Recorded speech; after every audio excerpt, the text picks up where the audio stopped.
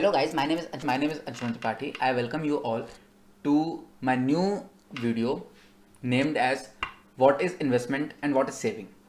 Okay, so आप लोग यहाँ पे आए हैं, उसके पीछे क्या रीज़न है कि आपको ये वीडियो देखनी चाहिए? अंशुमन भाई, हाँ ठीक है, मैं यहाँ पे आया हूँ, लेकिन आप ये बताओ कि हमें ये वीडियो क्यों देखनी चाहिए? तो यहाँ पे आज सर्टेन 5 पॉइंट्स हैं जिसकी वजह से ये वीडियो आपको देखनी चाहिए और एक बात अच्छे से समझनी चाहिए। ये सबसे पहली वीडियो है इस पूरे पार्ट की।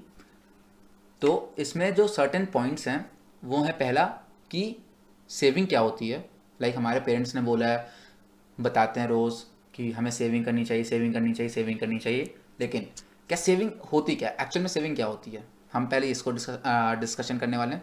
सेकंड पॉइंट ये होने वाला है कि साइकोलॉजी ऑफ सेविंग क्या होती है। ठीक है, सेविंग तो ठीक है, समझ में आ गया। अब साइकोलॉजी ऑफ सेविंग क्या होती है, सेकंड पॉइंट ये होने वाला है। थर्ड पॉइंट होने वाला है कि डिफरेंस क्या होता है सेविंग में और इन्वेस्टमेंट में। हमने सेविंग सीख ली, अब सेविंग के बाद हमें सीखना है इन्वेस्टमेंट। लेकिन इन दोनों को सीखने से पहले हम लोग को पता होना चाहिए कि इन दोनों में डिफरेंस क्या है। Now the third point is कि व्हाट इज इन्वेस्टमेंट। सेविंग कर ली, जान लिया कि सेविंग और इन्वेस्टमेंट के बीच का डिफरेंस क्या होता है। अब ये जानेंगे कि इन्वेस्टमेंट क्या होता है। इतना कुछ जानने के बाद जो लास्ट पॉइंट है और जो सबसे मेन पॉइंट है वो ये है कि क्या इन्वेस्ट करना सेफ है। आइए हम लोग इसी वीडियो में ये सब चीज़ें जानते हैं। सेविंग, आजकल के टाइम में हम लोग बहुत सुनते हैं कि हमें सेविंग करनी चाहिए, हमें सेविंग करनी चाहिए। हमारे घर वाले भी बोलते हैं, हमारे पेरेंट्स भी बोलते हैं, हमारे यार दोस्त भी बोलते हैं कि हाँ भाई तुम्हें कुछ ना कुछ सेव कर लेना चाहिए पैसा। भाई देखो, अब हमें सेव करना क्यों चाहिए? सेव करने के सर्टेन रीजंस होते हैं, सबके अपने अपने रीजंस होते हैं। लेकिन हमारे एज के जो यूथ हैं उनके लिए जो मेन रीज़न होता है सेव करने का वो ये होता है कि हो सकता है कि इस साल हम सेव करें और अगले साल हमें मनाली जाना हो, या हो सकता है अगले साल हमें गोवा जाना हो। भाई अगले साल मैं 21 का हो रहा हूँ, अगले साल मैं 25 का हो रहा हूँ, तो भाई मेरे को अब आउट ऑफ इंडिया जाना है, मेरे को टूर करना है, अब उसके लिए मेरे को पैसा का बचाना है। तो अब बात ये आती है कि सेविंग करना जो हमें घर वाले बताते हैं वो तो ठीक है, जो हमारे दोस्त बताते हैं वो तो ठीक है, लेकिन क्या केवल सेविंग करना या केवल और केवल पैसा बचा के अपने पास तिजोरी में या गुल्लक में डाल देना, क्या ये सही है? क्या इतने से हम क्या अपने आप को सस्टेन कर सकते हैं? आइए इसको जानते हैं। साइकोलॉजी ऑफ मनी सेविंग, ये क्या होता है? मनी सेविंग की करने की कोई साइकोलॉजी भी होती है क्या? हाँ बिल्कुल, मनी सेव करने के लिए एक साइकोलॉजी भी होती है। मनी सेव करने की सबसे बड़ी साइकोलॉजी ये होती है कि आपको जो भी पैसा मिलता है, वो हो सकता है आपकी अर्निंग हो कहीं से, हो सकता है आपकी सैलरी हो कहीं से, हो सकता है कि आप पॉकेट मनी पाते हो अपने पेरेंट्स से, तो अब इसमें सेविंग क्या ना, मैंने सेविंग क्या होता है, सेविंग की साइकोलॉजी क्या होती है, ये मैंने बता दिया। इसका एक बहुत छोटा सा इंट्रोडक्शन दे दिया। और वैसे भी इसको बहुत वास्ट में बताने का कोई मतलब है नहीं, क्योंकि ये हमारे घर वाले, हमारे रिश्तेदार, हमारे दोस्त बताते रहते हैं कि हमें सेविंग करनी चाहिए। अब क्या केवल सेविंग करना सही है? क्या सेविंग करने से हम सस्टेन अपने आप को कर सकते हैं? ये सबसे बड़ा पॉइंट है। नहीं, आज के टाइम पे केवल सेविंग करने से हम सस्टेन अपने आप को नहीं कर सकते। हाँ, पहले की बात कुछ अलग थी। लोग कमाते थे, कमाने के बाद भाई उसको गाड़ते थे और गाड़ के ज़मीन के अंदर डाल देते थे। भाई उनकी वो सेविंग होती थी, उनकी वो जमा पूंजी होती थी। लेकिन आज के टाइम पे हम कुछ भी कर लें, चाहे जितना भी कर लें, हम अपने लाइफ में जो पैसा सेव किए हैं उससे कभी भी उतना सस्टेन नहीं कर सकते जितना हम इस प्रेजेंट टाइम में सस्टेन कर रहे हैं उसी पैसों से।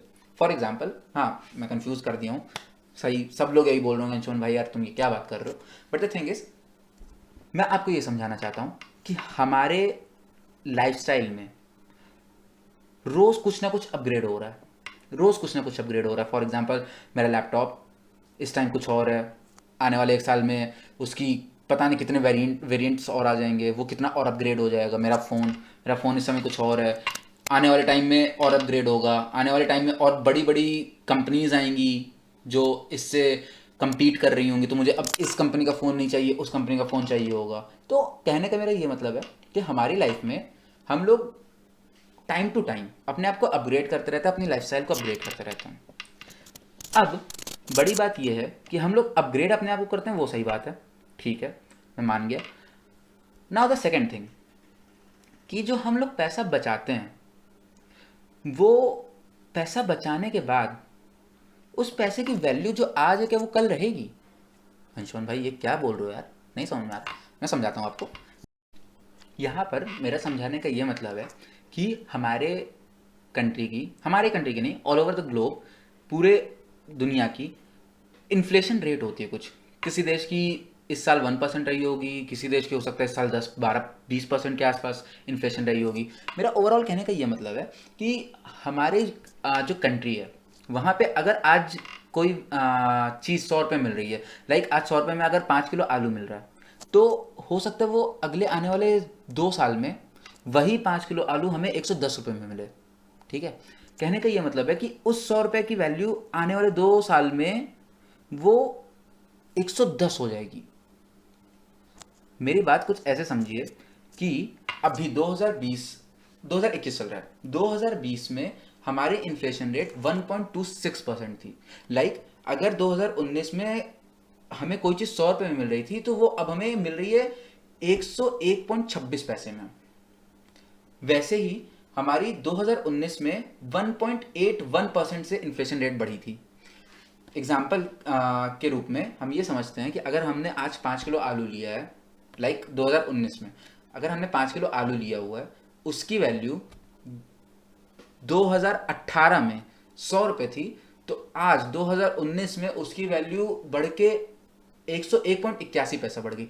अब आप लोग सोच रहे होगे यार ये 1.81% होना या 1.25% होना इतना हमारी लाइफ में क्या पड़ने वाला है? हाँ बिल्कुल, अगर आप 1, 2 साल, 3 साल, 4 साल के बारे में सोचते हो तो हाँ बिल्कुल नहीं बढ़ने वाला।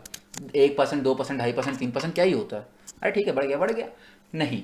लेकिन ये कभी सोचा है कि अगर आज आपने ये जो 100 रुपये बचा के रखा हुआ है और इसी को आप अगर अपने लाइफ के 50 साल बाद यूज़ करते हो तो वो ऑलमोस्ट 50% टोटल गिर जाती है उसकी वैल्यू, वो डेप्रिशिएट हो जाती है due to the inflation of our country. मेरा कहने का ये मतलब है कि अगर आज 2020 में 2021 में हमारे पास 100 रुपये है तो वो 2050 2051 में ऑलमोस्ट आधी हो जाएगी। हो सकता है आधी से और ज़्यादा गिर जाए, क्योंकि इन्फ्लेशन रेट कोई फिक्स नहीं होती है। कभी कभी ये इन्फ्लेशन रेट 3%, 4%, 4.5%, 5% भी पहुंचती है। पॉइंट आता है कि हमें ये इन्फ्लेशन रेट से ओवरकम कैसे करना है। ओवरकम करने के लिए हम क्या कर सकते हैं?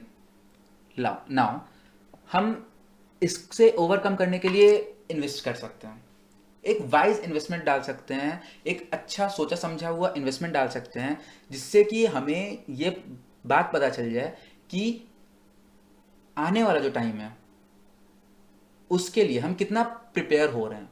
फॉर एग्जाम्पल, अगर आज मैंने अपने एफडी में 5.5% रिटर्न पे 1 लाख रुपए डाला है, तो वो आने वाले 1 साल में मुझे 1,05,500 रुपये देगा। लाइक मेरी उसकी वैल्यू 1 लाख से 5,500 बढ़ जाएगी। ठीक है, और इन्फ्लेशन कैसे बढ़ रहा है?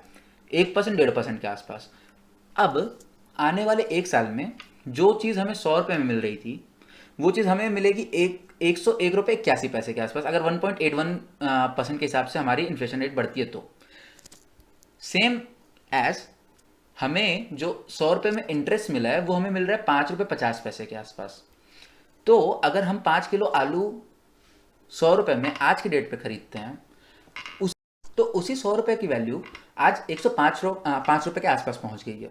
तो जो हम पहले 100 रुपये में खरीद पा रहे थे वो अब हम 101 रुपये 81 पैसे में खरीद पा रहे हैं।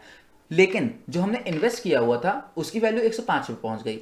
उसके थ्रू हम लोग अभी भी 5 किलो आलू खरीद सकते हैं।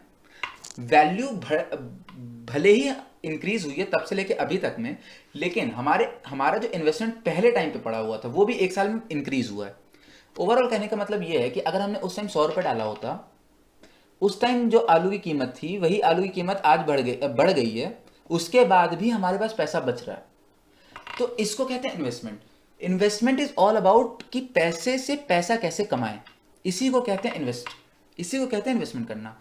और एक वाइज इन्वेस्टमेंट हमेशा आगे आने वाली लाइफ में काम ही आएगा, वो कभी भी वेस्ट नहीं जाएगा। बट वाइज इन्वेस्टमेंट करना आना चाहिए। तो आने वाले टाइम में इस वीडियोज़ में हम लोग यही सीखेंगे कि वाइजली इन्वेस्ट कैसे किया जाता है। इन्वेस्ट, और आपको आज से ही सबसे पहले एक बात बता देता हूँ, इस वीडियोज़ में आने वाले टाइम में हम लोग शेयर मार्केट के काफ़ी डेप्थ में जाने वाले हैं। तो अभी जो वीडियोस बन रही हैं वो सारी ऊपर ऊपर से बन रही हैं, केवल एक एक दो दो पॉइंट जो मेन पॉइंट होते हैं वो समझा रहा हूँ। इसके बाद हम लोग काफ़ी डेप्थ में जाएंगे। हम लोग even intraday trading, FnO trading वगैरह वगैरह सब चीज़ करेंगे, सब चीज़ सीखेंगे। तो मैं आपको पहले बता देता हूँ कि इन्वेस्टमेंट करना, जिसको इन्वेस्ट करना कहते हैं, और एक ट्रेडिंग करना, ठीक है, ये दोनों चीज़ एकदम अलग होती हैं। इसको मैं आगे और अच्छे से डीपली समझाऊंगा, बट अभी हम लोग ये समझ लेते हैं कि इन्वेस्टमेंट करना और एक ट्रेडिंग करना, ये दोनों अलग चीज़ें होती हैं। ट्रेडिंग करना इज़ लाइक आप हर दिन, हर हफ्ते या ज़्यादा ज़्यादा महीने, 1.5 महीने, 2 महीने के आसपास में उसको बेच देते हैं या खरीद लेते हैं शेयर्स, इसको कहते हैं ट्रेडिंग करना। इन्वेस्टमेंट करना ये होता है कि हम आज कोई भी शेयर खरीदते हैं, उसको 1 साल बाद या करीब करीब 5 साल 10 साल बाद बेचते हैं, उसको एक एज ए लॉन्ग टर्म के लिए रखते हैं, तो वो होता है इन्वेस्टमेंट करना। इसको और सिंपली मैं आपको बस इतना और समझा देता हूँ कि देखिए, जो दुकानदार होता है वो पैसा अपनी दुकान में लगाता है, अपने फर्नीचर्स में लगाता है, रेंट पे करता है, या मान लीजिए रेंट नहीं भी पे करता है तो वो एक दुकान खरीद लेता है, ज़मीन खरीद लेता है, उसको कहते हैं इन्वेस्ट करना, ठीक है। ट्रेडिंग करना आप किसको किसको कहते हैं, वो दुकान में जो सामान ला रहा है, जो फैक्ट्री से सामान उठा के अपने दुकान में ला रहा है, उस दुकान को उस प्रोडक्ट को रेगुलर रेगुलर बेचना, उसका आउटफ्लो और इनफ्लो रेगुलर होना, उसको ट्रेडिंग कहते हैं। अभी के लिए बस इतना ही, आगे जाके हम लोग इसको पूरी डीपली समझेंगे कि ट्रेडिंग क्या होता है, इन्वेस्टमेंट क्या होता है। Now I should tell you about कि इन्वेस्टमेंट करने से लोग कितना डरते हैं। खासकर हमारी कंट्री में इन्वेस्टमेंट करने से लोग कितना डरते हैं। आपको एक बहुत अच्छा आंकड़ा बताता हूँ। लाइक म्यूचुअल फंड में around 1.5% of Indians do invest.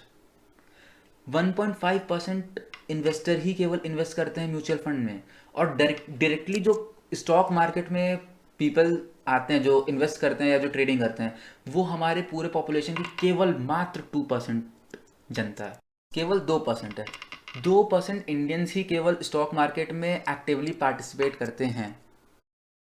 Now investment is safe, हाँ बिल्कुल इन्वेस्टमेंट सेफ है, बस बात ये है कि हम जो इन्वेस्ट कर रहे हैं उसका रिस्क जो है वो हमेशा कैलकुलेटेड होना चाहिए। मैटर केवल ये नहीं करता है, मैटर और भी चीज़ें करती हैं। लाइक हम कहाँ पे इन्वेस्ट कर रहे हैं ये हमें पता होना चाहिए, क्या हम जहाँ पे इन्वेस्ट कर रहे हैं उससे और अच्छा कोई पाथ है जहाँ पे हम अच्छा रिटर्न पा सकते हैं, हमें एक ये भी चीज़ जाननी चाहिए। तो आगे आने वाले वीडियोज़ में मैं ये भी सारी चीज़ें बताऊँगा। हेलो गाइस, आई होप आप लोग को ये वीडियो बहुत अच्छी लगी, आप लोग को ये वीडियो में सब कुछ समझ में आया हो। अगर आपको ये वीडियो में सब कुछ समझ में आया है तो ही प्लीज़ इसको लाइक करिएगा, शेयर करिएगा और सब्सक्राइब करिएगा। अगर आपको समझ नहीं आया हो तो मुझे कमेंट में प्लीज़ बताइए कि आपको नहीं समझ में आया। मैं इसी चीज़ को और भी सिंपलीफाई करना चाहूँगा, मैं इसको और भी सिंपलीफाई करके आपको बताना चाहूँगा, बताना पसंद भी करूँगा। लेकिन अगर आपको ये चीज़ समझ में आई हो, आपको ये कंटेंट अच्छा लगा हो, तो प्लीज़ इसको लाइक करिए, इसको सब्सक्राइब करिए, इसको शेयर करिए, और ज़्यादा से ज़्यादा शेयर करिए। उनको भी शेयर करिए जो आने वाले टाइम में अपने आप को शेयर मार्केट की दुनिया में, जो एक नई दुनिया है उसमें उतारना चाहते हैं, प्लीज़ उनको भी शेयर करिए। And thank you for watching this video.